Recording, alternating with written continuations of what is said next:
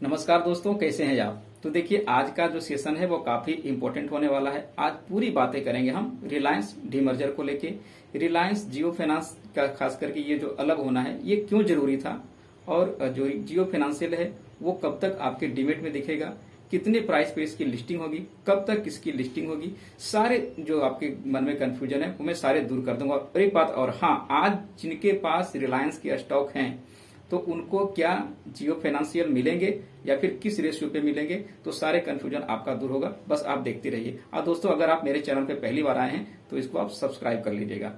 अगर कल आपका कोई दोस्त आपसे ये कहे कि हमने भाई निफ्टी 50 में 50 के जगह पे 51 स्टॉक देखे हैं, या फिर आपका कोई फ्रेंड आपसे ये कह दे कि हमने रिलायंस के stock by one get one free के ऑफर में लिया है, तो वो भी गलत नहीं बोल रहा है।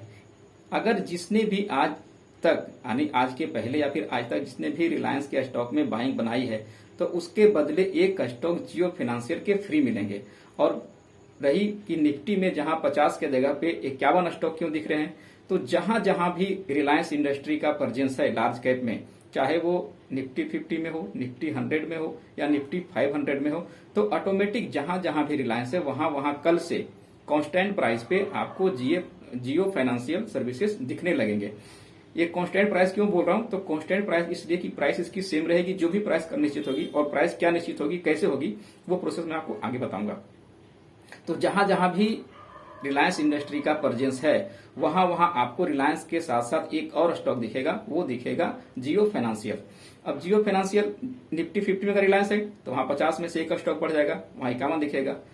निफ्टी 100 में 101 दिखेगा, निफ्टी 500 में 501 दिखेगा, तो एक स्टॉक ज्यादा, लेकिन ये ट्रेड नहीं हो। इससे बड़े सवाल के ऊपर कि रिलायंस से जो डिमर्जर होके जियो फाइनेंस बन रही है, जियो फाइनेंशियल की प्राइस क्या रहने वाली है, तो इसका देखिए प्रोसेस ऐसे बनेगा कि अगर आज का क्लोजिंग रिलायंस इंडस्ट्री की बात करें, तो आज का जो क्लोजिंग है, अगर हम मान के चलते हैं कि रिलायंस इंडस्ट्री का आज का क्लोजिंग 2850 रुपए का है, एग्जाम्पल मान रहे हैं, इस बात को ध्यान में रखिएगा आप। अगर हम आज का इसका एग्जांपल लेते हैं कि रिलायंस इंडस्ट्री की क्लोजिंग 2850 रुपए है, और कल खास करके 9 से 10 के बीच में जो सेशन होगा, स्पेशल सेशन जो होगा, उसमें जो प्राइस ड्राइव होगा रिलायंस इंडस्ट्री का, अगर मान लिया वहां से क्लोजिंग उसकी आती है 2650, ठीक, आज का 2850 और कल का जो होगा स्पेशल सेशन में प्राइस उसका 2650, ये जो दोनों के बीच का गैप है 200 रुपए का, यही वहां से निकल के आएगा जियो फाइनेंशियल का प्राइस।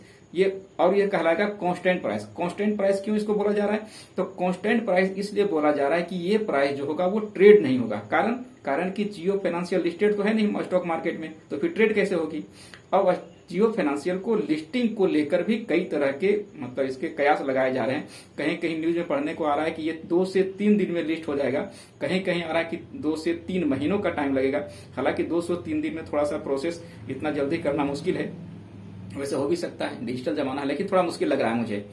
लिस्टिंग के लिए 2 से 3 दिन समय कम है। तो चलिए, खैर उसकी बात हम लोग कभी बाद में करेंगे, लेकिन अभी तक इसको कांस्टेंट प्राइस हम लोग मान के चलेंगे। तो कांस्टेंट क्यों, प्राइस दिखेगा आपको हर जगह, लेकिन ये ट्रेड नहीं होगा। जियो फाइनेंशियल को लेकर जितने भी बड़ी बड़ी ब्रोकिंग हाउस है या फिर रिसर्च कंपनियां, उन्होंने जियो फाइनेंशियल की वैल्यूएशन लगाई है। अगर हम एक्सिस सिक्योरिटी की बात करें तो इन्होंने 160 रुपए का प्राइस इसका निकाला है जियो फाइनेंशियल का। अगर नुवामा की बात कर लें, जो एडलवाइज की सब्सिडरी कंपनी उससे अलग होकर बन गई अब, तो वो 168 रुपीज का निकाला है इसका प्राइस, इसकी वैल्यूएशन। अगर हम जेपी मॉर्गन की बात कर लें तो 189 इसकी वैल्यूएशन बता रहे हैं, और जेफरी जो है इसकी वैल्यूएशन 179 बता रहे हैं। तो एक मोटा मोटी फिगर मान के चलिए कि कल जो खास करके जियो फाइनेंशियल की जो प्राइस ड्राइव होने वाली है, जो निकल के बाहर आने वाली है, तो 160 से 190 के बीच में यहीं से कहीं से निकल के आएगी। अब देखिए, बात आती है कि रिलायंस इंडस्ट्री से अलग होकर जियो को अस्तित्व में आने की जरूरत क्या पड़ी, है ना, कि रिलायंस के साथ भी तो ये काम कर सकते थे, लेकिन जरूरत वहां पड़ जाती है जब इसकी गाइडलाइन अलग हो जाती है, जब इसकी रेगुलेटरी अथॉरिटी अलग हो जाती है, तो एक ही कंपनी साथ में रख के कैसे काम करेगी। एग्जांपल बताता हूं आपको, जैसे अब ये अलग होगी जियो फाइनेंशियल, तो ये आ जाएगी एनबीएफसी कंपनी में, यानी non banking financial services company में, क्योंकि अभी बैंकिंग में तो है नहीं, बैंकिंग का लाइसेंस उसको मिला नहीं है, तो अभी ये काम करेगी एनबीएफसी के रूप में, यानी नॉन बैंकिंग फाइनेंशियल कंपनी। अब ये काम क्या करेगी, तो ये लैंडिंग का भी काम कर सकती है, ये एसेट मैनेजमेंट का भी काम कर सकती है, ये इंश्योरेंस का भी काम कर सकती है, ये पेमेंट बैंक का काम कर सकती है, पेमेंट गेटवे का काम कर सकती है। तो ये सारे तमाम तरह की जो फाइनेंशियल के काम है ना, बैंकिंग को छोड़ के मैं पहले बता एनबीएफसी के रूप में काम करेगी, मतलब नॉन बैंकिंग फाइनेंशियल सर्विसेज के रूप में। तो इसका क्या है, अब इससे क्या होगा, इनकी रेगुलेटरी कमेटी अलग हो जाएगी।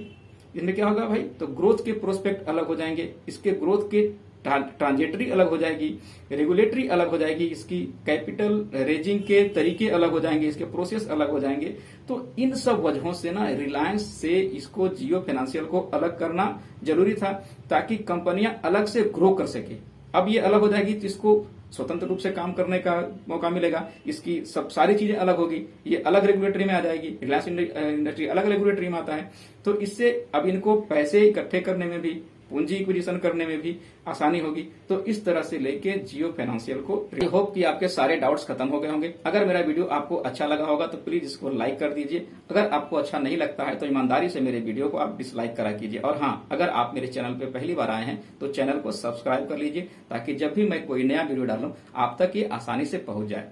नमस्कार दोस्तों, जय हिंद।